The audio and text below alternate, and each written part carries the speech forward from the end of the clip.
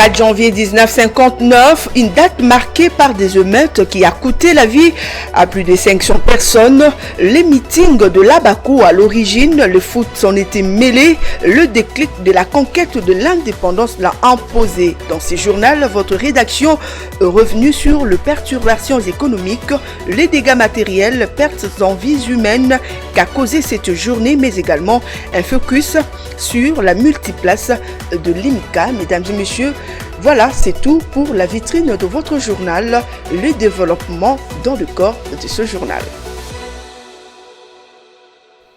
Vous nous suivez au Congo et même en dehors de frontières congolaises. Merci de nous choisir pour vous informer.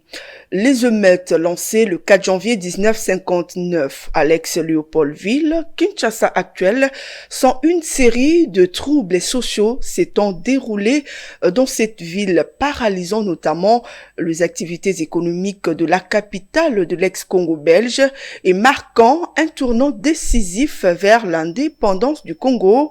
Entre 49 et 500 personnes ont perdu la vie, de dégâts matériels importants enregistrés et des Congolais sans emploi seront tenus largement responsables selon un rapport belge de l'époque. La date est depuis un certain temps commémorée en République démocratique du Congo. Les détails dans ces commentaires de Tony Dibendila. Des magasins, boutiques et autres lieux de négoce saccagés au cours de ces manifestations qui prendront 3 jours. La capitale vit sous les chocs et l'économie locale est profondément perturbée. Ces émeutes éclatent après que les autorités coloniales ont interdit aux membres du parti politique Abaco de manifester le 4 janvier 1959 au stade IMCA. Kasavubu doit s'adresser à la foule sur les thèmes du nationalisme africain, mais lorsqu'il soumet une demande pour organiser son rassemblement, cela sera rejeté. Les autorités du parti tentent le 3 janvier de reporter les rassemblements, mais le dimanche, le 4 janvier 1959, une foule épaisse se rassemble tout de même devant IMCA. Kasavubu et d'autres responsables du parti arrivent sur les lieux et essayent, en vain, de renvoyer les manifestants chez eux. Les violences commencent après les refus des manifestants de se disperser. Selon les estimations de la presse de l'époque, ce sont quelques 35 000 Congolais qui se retrouvent impliqués dans ces actes dits de vandalisme. Les émeutiers auraient cassé et pillé des vitrines. Un calme précaire n'est revenu qu'à la suite de la répression sanglante d'officiers de police et de l'utilisation des voitures blindées. Tout de suite après les événements, les autorités belges jettent le blâme sur les Congolais sans emploi, précisant toutefois que la majorité des 250 000 habitants de la ville n'étaient pas impliqués, selon un rapport. Néanmoins, quelques jours plus tard, les autorités belges s'activent pour mettre en place des réformes qui offrent aux Congolais plus de pouvoir de décision et annoncent même la tenue d'élections en décembre 1959. Le 4 janvier est désormais un jour férié en République démocratique du Congo, connu désormais sous les noms des journées des martyrs de l'indépendance.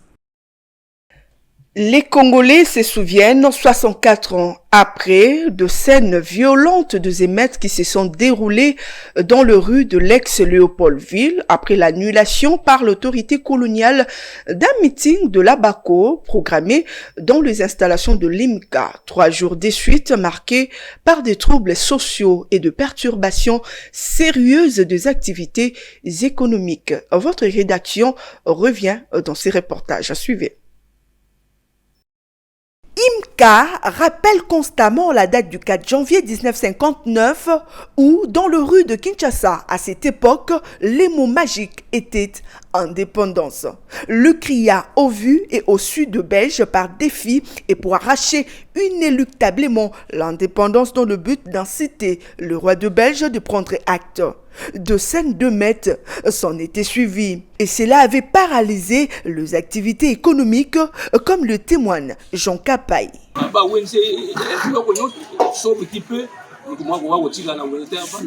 Lors de ces émeutes, les gens étaient dispersés car personne ne pouvait y rester. Magasins fermés, Tout le monde voulait se mettre sous l'abri.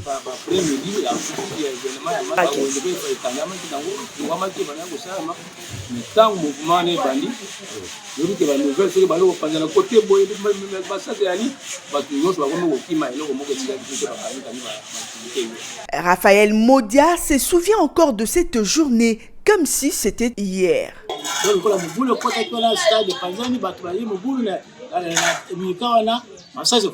Avec les désordres qu'il y avait, les coups de feu, tout le monde fuyait.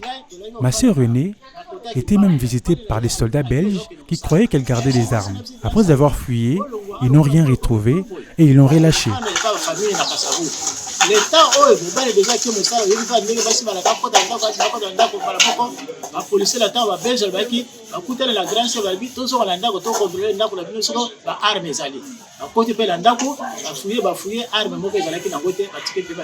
$64 ans après, le Congolais garde encore une pensée honorable pour ces martyrs de l'indépendance de la République démocratique du Congo, tombés le jour des émeutes du 4 janvier 1959.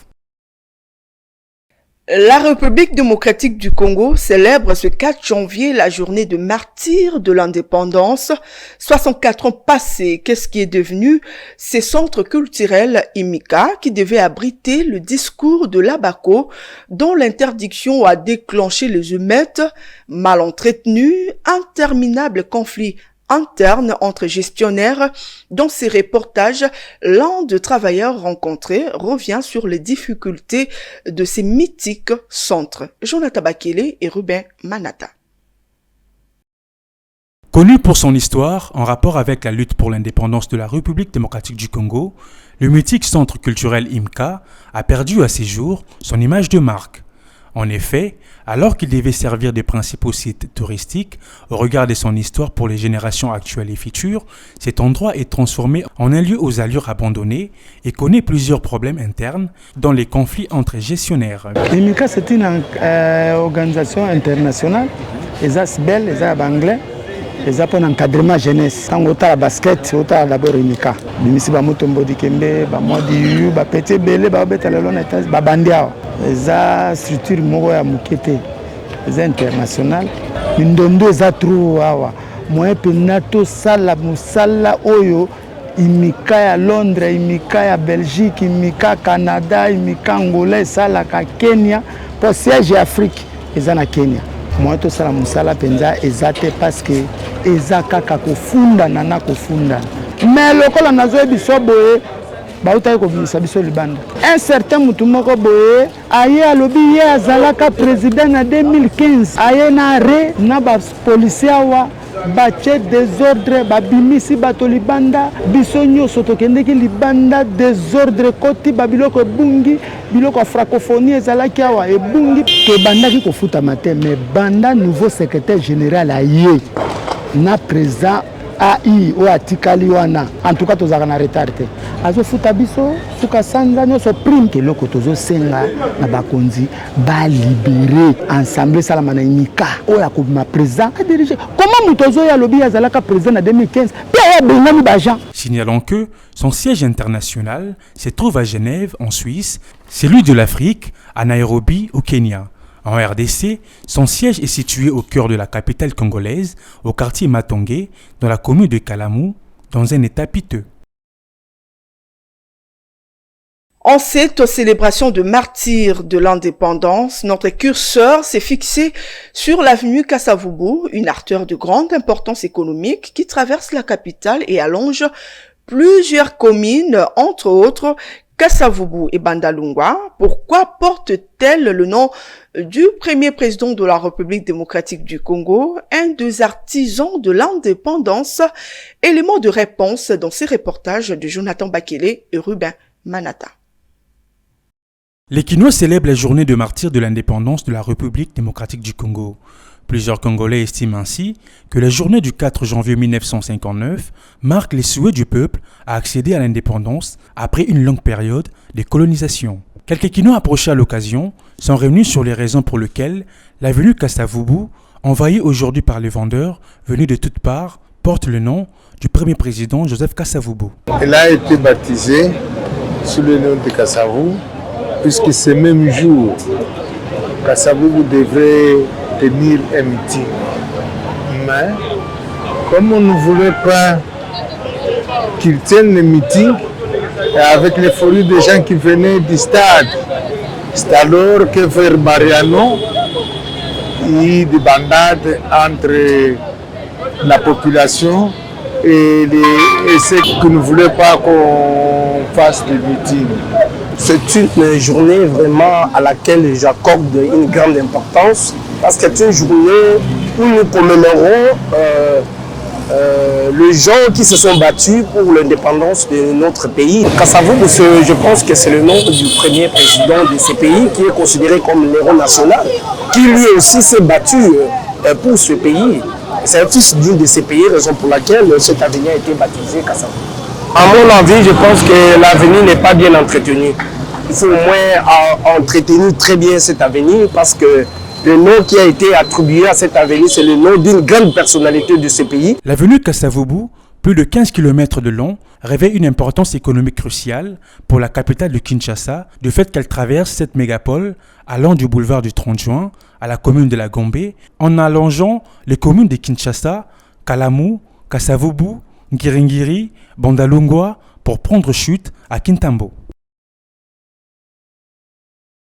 Promouvoir la probité morale en termes de gestion de fonds publics et militer en faveur de l'indépendance sont deux aspects du premier président Kasavubu mis en avant par l'un de ses admirateurs et artiste Idezo Siongo, notamment natif de la commune qui porte le nom de cet illustre disparu. Il en parle en marge du 4 janvier, jour commémoratif de martyrs de l'indépendance.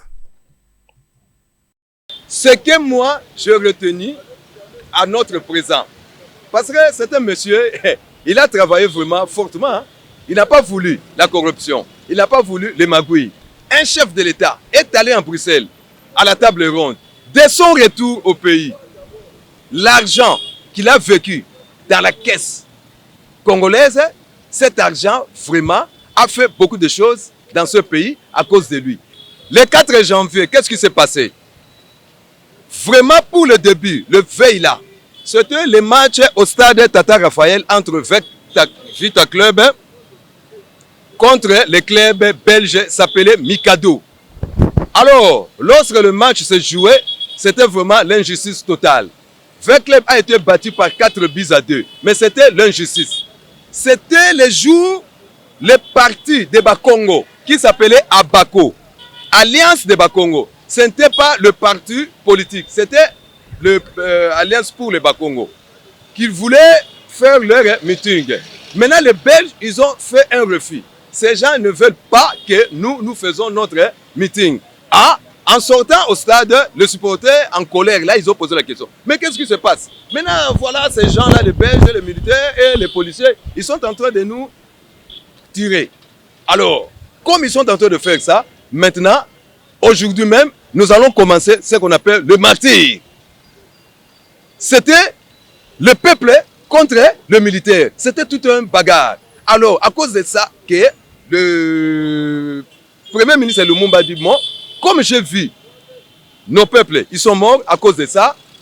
C'est pour cela qu'ils ont surnommé aujourd'hui, le 4 janvier 59, journée de martyrs. C'était ça. 64 ans après, les émeutes qui ont accéléré l'obtention de l'indépendance par la République démocratique du Congo, que retenir de la journée du 4 janvier restée historique? Un des représentants de l'Église autochtone donne la perception locale de ces événements qui ont tiré leur origine notamment dans la frustration sociale. Il s'est exprimé en langue nationale. Suivez. Lelo ezali mokolo monene ya pasi pe mokolo oyo esengeli bilenge ya Congo pe Afrika basosola mokolo ya lelo nini elekaka pe elekaka pona nini. Ezalaki mokolo jeunesse congolaise asesulevaki pona koloba esili donc makambo nyonso ya mabe oyo ezalaki na mboka pamba te bileko wana ezalaki mundele ministre mindele, major mindele, donc moindo azalaki na capacité moko te to congolais ya kotelema koloba ba droit na ye bisika na bisika nde jeunesse à partir ya match oyo elekaki ya vita na Mikado na refi ya meeting ya Mbuta Kasavubu na Imka nde soulèvement ya des effets wana nde esalaki ke jeunesse alobi lelo mbela kolala wate oyo eza mabele ya Fumukimbangu ezalaki pasi ya congolais lokolo elekaki nde milimo ya bakoko na biso se revendikaki ke mutu ayeba ko défendre mboka na ye, ko défendre cause na nde jour ya le 4 janvier 59 na des effets pambate zalaki match ya vita na Mikado. Mikado zalaki équipe ya compagnie aérienne Sabena, équipe à Belge. Au vite zalaki équipe au zalaki après noir. Le 28 décembre 1958 Mbuta Lumumba salaka discours au salaki ke elamusa makanisi ya ba congolais. Dimanche prochain ezalaki le 4 janvier esengaki pe Mbuta Kasavubu akoka kosala meeting ya indépendance na MK.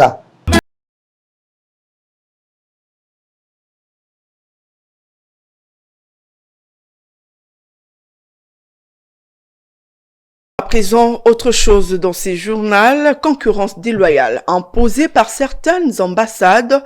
Peu de revenus financiers figurent parmi les contraintes actuelles des agences de voyage à Kinshasa. C'est ce qu'a affirmé le mardi un acteur du secteur à nos reporters qui ont constaté une baisse d'engouement du public vers ces agences qui bénéficiaient à une époque récente d'un sérieux intérêt auprès du grand public. Un reportage. À Kinshasa, les agences de voyage sont devenues des entreprises intermédiaires importantes pour les démarches de voyage, mais aussi la commercialisation de billets d'avion pour les compagnies d'aviation. Dans les faits, en termes de vente de billets, ces agences obtiennent des billets auprès des entreprises d'aviation pour ensuite les revendre, bénéficiant des pourcentages déterminés par les deux parties. Nous travaillons en partenariat avec les compagnies d'aviation et c'est grâce à eux, ils sont nos partenaires, nous les représentons chez les clients.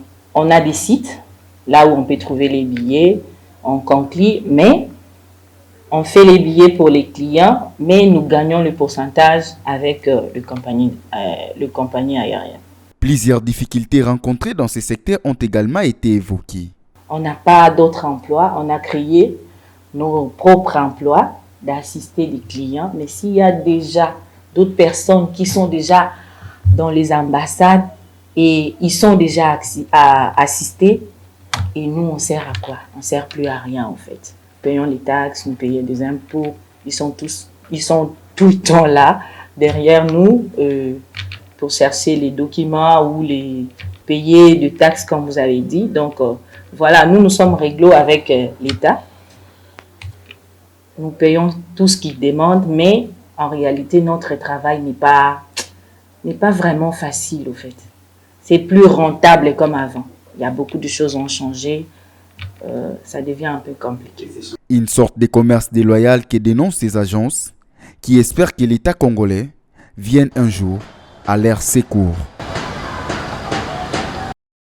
Assurance vie et assurance dommage sont les deux branches d'un système mis en place par les sociétés d'assurance qui évoluent dans le secteur marqué actuellement par sa libéralisation. Mais de quoi s'agit-il? Le détail dans cet élément. Depuis l'entrée en vigueur de la loi sur les codes des assurances en 2016, il y a de cela près de 7 ans, le marché des assurances a connu sa libéralisation en République démocratique du Congo. Ainsi, plusieurs sociétés ont inondé ces secteurs en mettant généralement en place un système d'offres à deux branches, l'assurance vie et l'assurance dommage. Cet acteur du secteur détaille de quoi il s'agit. Ce n'est qu'avec l'avènement du Code des assurances qui a été promulgué en 2015 et qui est entré en vigueur en 2016 qu'il y a eu la libéralisation du secteur. En lisant le Code des assurances, on se rend compte que l'article 400 fait un distinguo entre deux branches. Il y a d'abord la branche vie et puis la branche non-vie, que d'autres appellent la branche incendie, accident, risque divers, que de manière simpliste on peut appeler la branche dommage. Dans la branche vie, vous avez deux types de produits qu'on appelle les produits de capitalisation et puis les produits de la prévalence d'essai. C'est donc des produits, comme vous le comprenez, qui sont liés soit à la mort, soit à la vie d'une personne. Par contre, dans la branche non-vie, qu'on peut aussi appeler la branche dommage, il s'agit généralement des assurances liées à des événements qui sont liés soit à des responsabilités, soit à des actes posés pour lesquels une compagnie d'assurance va venir indemniser. Il en définit ici avec force les bienfaits. La vie est faite des aléas. La vie, on ne sait pas de quoi elle sera faite demain. Pendant que nous parlons ici, nous ne savons pas dans la minute après qu'est-ce qui va arriver. L'assurance, donc, son rôle principal, son but, c'est donc de venir vous apporter une couverture, une sécurité, une garantie que si jamais un risque venait à survenir, la compagnie d'assurance sera là pour venir vous indemniser ou encore pour venir vous accompagner. C'est depuis les années 60 que les marchés des assurances étaient verrouillés en République démocratique du Congo. Actuellement et avec la loi en vigueur, le secteur est libéralisé. Place à présent à la revue de presse lue et sélectionnée pour vous par Juvette Mbelou.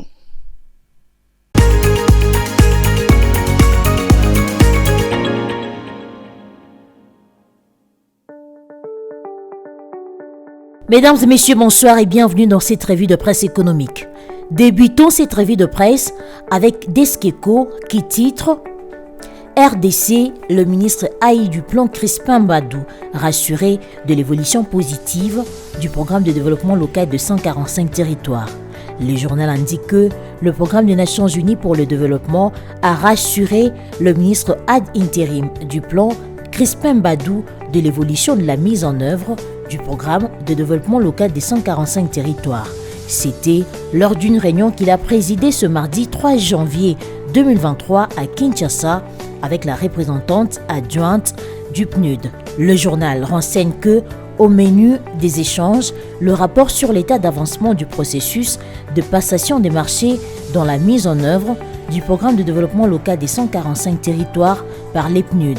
L'Agence des Nations Unies va exécuter ce programme dans 9 provinces de la RDC avec un total de 54 territoires. Des 186 centres de santé, 423 écoles et 54 bâtiments administratifs seront construits dans la première phase de ce programme. Crispin Mbadou, ministre d'État, ministre du plan ad interim, qui maîtrise bien ce programme, n'a pas manqué de rappeler l'urgence et l'importance de celui-ci initié par le président de la République Félix-Antoine Tshisekedi Tshilombo. Le PNUD, comme agence d'exécution de ce programme, à l'instar de la CFEF et du BCECO, voudrait informer régulièrement la partie gouvernementale représentée par Crispin Mbadou, ministre d'État et ministre du plan intérimaire de l'évolution sur terrain du programme de développement local des 145 territoires dans les 9 provinces lui confiées. Terminons cette revue avec l'agence congolaise de presse qui revient sur le cahier de charges de la SICOMIN et titre « SICOMIN, cahier des charges respecté dans le Lualaba ». La communauté locale des Loulous dans la province du Lualaba a exprimé ses satisfactions à l'égard de la société sino-congolaise des mines pour le respect de son cahier des charges signé en 2021, a appris mardi l'ACP de cette entreprise. Le journal note que plusieurs projets étaient retenus dans le cahier des charges, notamment le secteur des Loulous, notamment le projet d'alimentation en eau potable avec la construction des 9 puits de forage ainsi que le projet de mécanisation agricole. Dans la commune de Dilala, l'on note la construction d'une école technique et d'un hôpital. Lors de la mission effectuée en juin 2022, tous ces projets avaient été réalisés, a déclaré le représentant du chef des divisions des mines lors d'une matinée d'évaluation des activités du cahier des charges 2021-2025 de la SICOMIN tenue récemment au quartier Golf Istem à Lualaba. Également, président de la commission permanente d'instruction des cahiers des charges, le chef des divisions a encouragé à travers son représentant cette entreprise minière à continuer ainsi et les communautés à protéger les ouvrages, soulignant que plusieurs projets réalisés par la SICOMIN bénéficieront aux populations. La SICOMIN a quant à elle réitéré son engagement à respecter ses obligations vis-à-vis des lois congolaises, a fait savoir son directeur des ressources humaines, affirmant l'engagement ferme de son entreprise à réaliser des travaux d'intérêt communautaire couvrant divers domaines de la vie publique comme son apport au développement à la baisse de la République démocratique du Congo. Sur 18 puits prévus dans le cahier des charges, la SICOMINE a actuellement réalisé 10 et les autres sont en cours, a expliqué cette entreprise, soulignant que ce projet est primordial car l'eau c'est la vie, même si certains coins sont toujours en manque. Au total, 26 projets d'un coût d'environ 11 580 000 $ américains ont été retenus au profit des communautés locales. Fin de cette revue de presse économique. Merci de l'avoir suivi.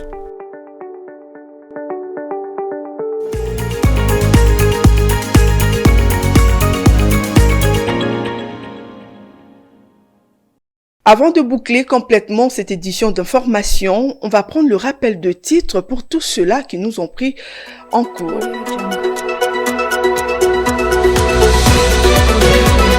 4 janvier 1959, une date marquée par des émeutes qui a coûté la vie à plus de 500 personnes. Le meeting de l'Abaco à l'origine, les foot s'en étaient mêlés. Le déclic de la conquête de l'indépendance l'a imposé.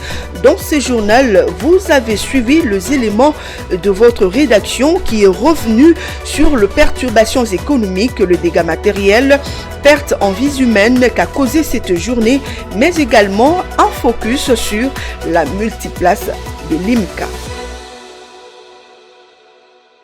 Vous nous avez suivis à partir de quelque part. Merci de votre attention soutenue. Quant à moi, je vous retrouve prochainement. Bonsoir chez vous.